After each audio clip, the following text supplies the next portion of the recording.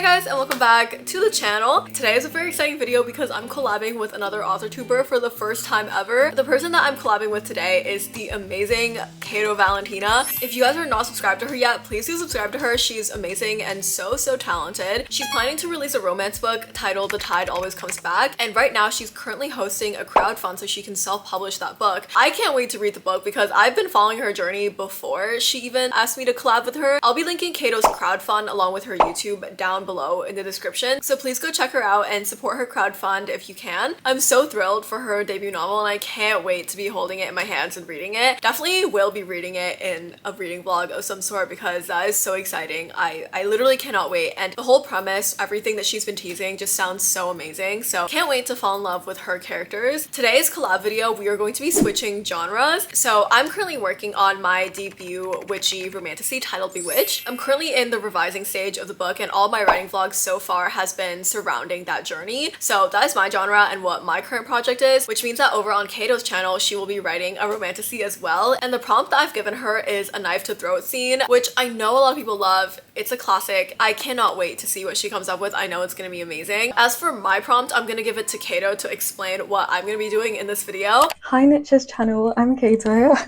I'm so excited to be here. I'm currently writing my debut novel, The Tide Always Comes Back. It's a mature young adult contemporary romance novel with diverse characters, mystery elements, and set on the coast of England. The prompt that I've decided to give Niche is the third act breakup, the infamous third act breakup. Every romance novel has one. It's kind of a part of like its DNA at this point. So I would like Niche to write a third act breakup with a perfect resolution. I'm talking yearning, I'm talking groveling, and yeah, I'm so excited. I'm so excited to react to this. As Kaeto said, I'll be writing a romance with the theme, and my theme is basically the reconciliation of a third act breakup, so making amends and getting back together and stuff like that. I was video calling with Kaeto last night and I was feeling so motivated after that call that I actually started writing a little bit. I got inspired by this sound. Don't marry him. Why? Why? You know why. No. No. Yes. No. Lori, What? you're being mean. So that is from Little Woman. I was inspired by that, so I ended up writing this really quickly on my Google Drive so we can read it together. This is what I wrote last night after my call with Kaeto. I was feeling a rush of motivation, so I decided to write. When she said a third act breakup reconciliation, I really don't think this is what she meant. I think she meant like an Anna Huang kind of cute getting back together, but this is not very cute. Anyway, I'll read you what I have. I could want to change this whole idea completely because I wrote this at like 3 a.m. so probably wasn't functioning very well. Anyway, I'll read this very rough draft to you and then we'll see how we go from here. This is from the girl's perspective. I was also toying with the guy's perspective, but I'll read you that one later. You look beautiful in white. 2 knocks on the side of the already open door and the simple compliment was all it took for Ilya's heart to run. The man standing there didn't have to utter any convincing soliloquies or embed doubts into her mind. There was nothing but dust in the home she's close to vowing her life off to. Ilya turned around to face him for the first time in years. In his hand, a wedding invitation. Her wedding invitation. Why are you here? Her brows pinched in frustration. There were hundreds of days he could have chosen, but choosing today was plain cruelty. Couldn't you have chosen a holiday like a normal ex? I don't know if I want to keep that, but I thought it was kind of funny. I only have about 3 pages, so that is what Kaeto and I decided on. So I need to make sure that within those 3 pages, the audience knows that he is an ex-boyfriend and that she is in an arranged marriage. You know why I'm here, Levi said, drawing his words out as he walked over to where she stood. No, you're not supposed to come. He waved the invitation, dangling it in front of her eyes. I will tear that damn invitation right now, she seethed threateningly. Reaching out to grab it, he threw it to the other end of the room. I'm not supposed to come because you can't say yes with me here, he stated casually as if it were a fact. Ilya gulped, her hands grasping at the edges of the messy vanity table behind her. She hated nothing more than to admit that he was right. You're scared that you'll walk down the aisle, stand in front of your kept fiance, and somehow your eyes will draw to mine. You can't be so sure, she shot back, her chin raising to look him straight in the eyes. Mistake. He had always been so vivid in her dreams. It was as if her mind knew they would end badly and memorized every tiny detail down to the waves in his hair and the gap between his teeth to help her survive. Now that all those minute details were close enough to touch, emphasized by their lack of distance, she realized her mind never compared to the real thing. Oh, but I am. A cocky grin surfaced on his lips and Ilya wondered how he found this hilarious. Or was he just confident she'd bend to whatever proposal he had to offer? Our gazes have met often enough, it's become muscle memory. I do love that line. I might reuse it in something else. So if you find it again, It's because I like it. So apart from that, I also have this, which is my commonplace book. I actually hand wrote this because I was a little stuck. I also wasn't sure if I wanted to write it in her perspective or the guy's perspective, because I do love writing a yearning man. It sounds a tiny bit psychotic, I will have to say that. I had a lot of fun insulting the fiance. I want him to be extremely resentful towards this marriage. He does not want it to happen. Okay, so let me read this to you real quick. I've imagined this delicate moment so often. Her head fiance would win his court trial if he ever decides to kill me. The evidence of her loving has shed off my skin, and I've gotten more tattoos she's never seen. The years apart physically had turned us into strangers, but her name had always been a constant on my lips, and my pen had memorized the strokes to writing. I say her name twice. That needs to be edited if this will be used. Detectives would find preserved memories of my good days, her smile front and center. They'd realize my love was nothing short of obsession. They'd ruled my death deserved, and Mr. Fiance would blank. Just make sure they don't search her mind too. Narcissistically, I know my name is embedded into every fold of her brain. So that's basically what I've written. I do like this, but it's giving a little bit psychotic, is it not? Like, I don't really know if I want him to be a psychopath. That being said, I don't think this is what Kato is expecting. I don't. I might need to play Speak Now by Taylor Swift and start writing this seriously. It comes and goes in the blink of an eye. Soon as I swear you've been left behind, all the colors come back so bright. Wish I could keep you in black and white, sort of like a picture in a drawer. I don't wanna look at anymore, but it's too hard to ignore that I'll never not feel like yours.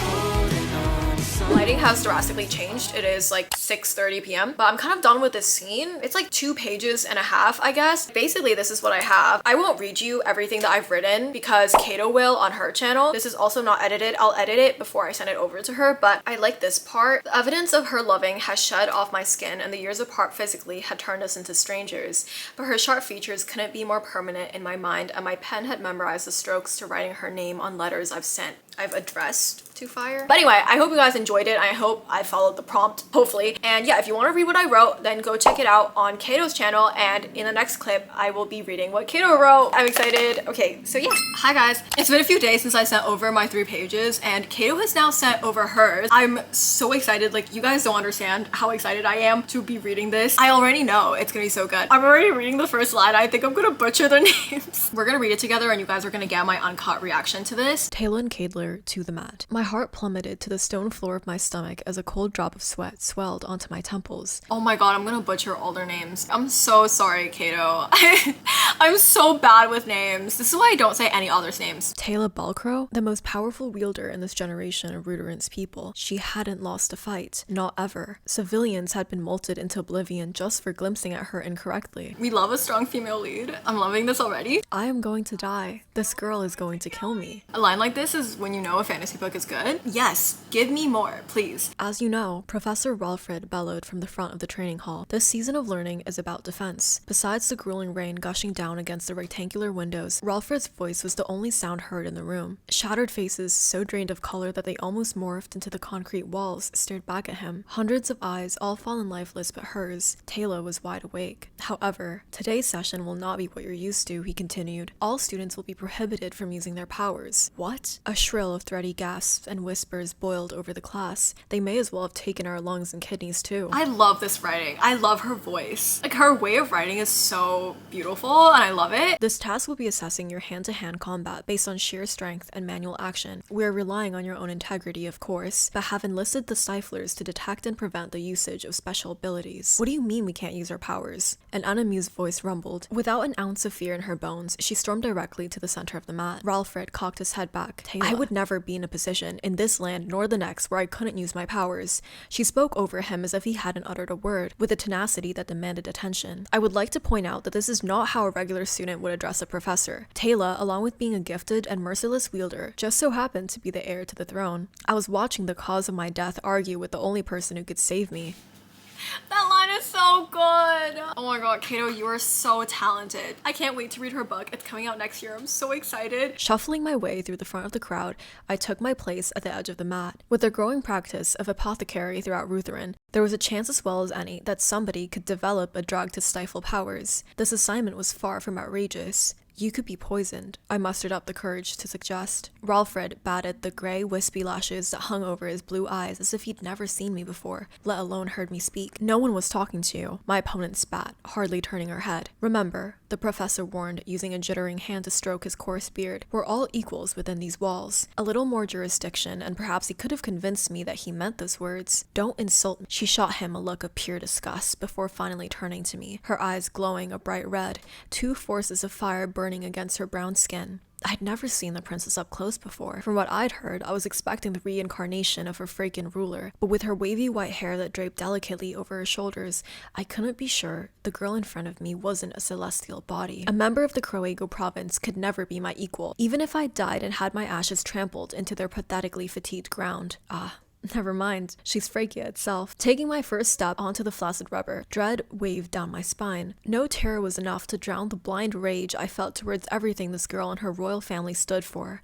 However, I began, gulping down the rock that had suddenly lodged itself within my throat. Let arrogance mask my misery. Father would be so proud. The floor is yours, your highness. Taylor's eyes morphed into crimson slits, narrowed onto me like they could strike me down at any moment. A singular scoff. That's all she let out. One scoff suppressed through her pursed lips, slightly raised at the corners before she lunged at me without a second thought, right down the center. I'd expected this. The room remained almost dangerously silent as every gaze fixed on the two of us, analyzing. She darted across the mat, skillfully swift and incredibly astute, but all of her movements were predictable.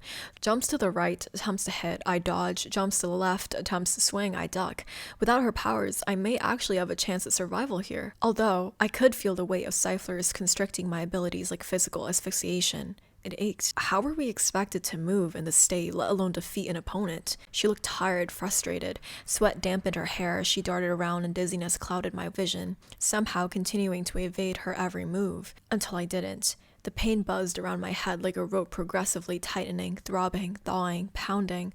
One heavy blow to the side of my head. Okay, I wasn't expecting that. On top of me and straddling my waist, Taylor's chest rose and fell more rapidly by the second as she used one forearm to pin me to the ground. Even if I was able to move, I couldn't think straight enough to coordinate a reflex. Strokes. She's strong. Heaving, I gave myself a moment to catch my breath. You. Hollow inhale. Fight. Choked exhale. Well, for someone who's lived, forget how to breathe because she's looking at me with sterling thunder in her eyes. In a pampered palace their entire life. She pressed into me harder.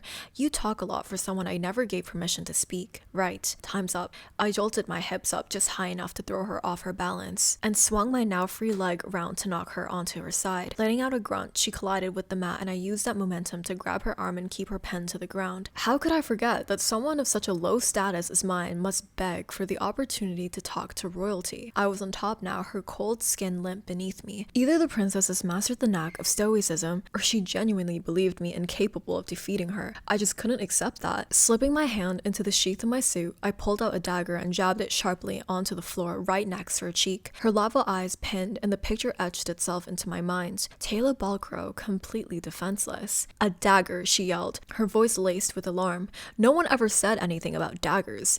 Why are you unarmed? Ralfred called out, nodding his head, impressed as if I was the first person who had ever owned a weapon. I said no powers, not no melee. I lowered my head close enough so that the princess could hear me. When I looked at her, all I saw were the thousands of people suffering under her parents' rule. She wasn't a person to me. She was the product of corruption. Do I have permission to speak to you now, Taylor? I whispered directly against her ear, a grin snaking onto my face. Two lines ran down the bridge of her nose as she glared at me, plotting. There was something about it, something about the way her features stay sedative still, even as I watched the rage swirl behind her eyes, her stunningly lethal blood-red eyes. Then my back met the ground, a dull thud ringing from ear to ear. Just as quickly as I had escaped, I was back in that same position, this time with my own dagger in the hands of my opponent. Rule number 1, my father would say, never look into the eyes of your enemy. me.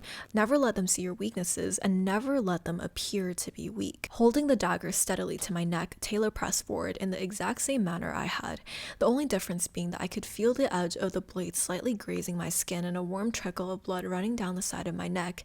Stinging, stinging, hot, hot stinging. She was enjoying this. My pulse was beating so violently I thought it was trying to escape me, and yet here the princess was, almost innocently giggling to herself about my demise. Nobody intervened. I am going to die. This girl is going to kill me. The rain had stopped, or at least I could no longer hear it. I couldn't tell if I was already dead or if Taylor's touch was simply narcoleptic. There was a knife to my throat, a blade itching to carve out my skin, and yet all I could think about was the stony hand pressed firmly around my wrist. That singular grip ignited my every nerve ending. The princess was mounted above me, a disdainful grin decorating her face, and if I'd even tilt my head incorrectly, I'd lose. Not just this fight, but my life. Her round lips parted mere centimeters away from my face, and her voice was low and steady. If Taylor wanted to kill me, I'd be dead already. Try that move one more time, she threatened, pushing the dagger ever so slightly deeper into me. Her hair fell forward, each strand mocking as they pricked my skin. And I'll make sure you never speak again. This is so good. I didn't even film most of my reactions, but this is so good. I had the time of my life. I can't wait to text her and be like, this is amazing, and I need this into a whole book. Also, can I just point out how insane it is that she could do all of this world building in 3 pages. I want to know more. I want to know about her parents. I want to know about what she did. I just want to know. This was so fun. I absolutely love this, and her writing is phenomenal in every way. But anyways, guys, if you haven't already, please go subscribe to her YouTube channel and go support her over there because she's amazing, and I cannot wait to read her book when it comes out. Give her all your love. Thank you so much for watching this video. I hope you guys enjoyed it. Go watch her video where she reacts to what I wrote. And yeah, I'll see you guys in the next one. Bye!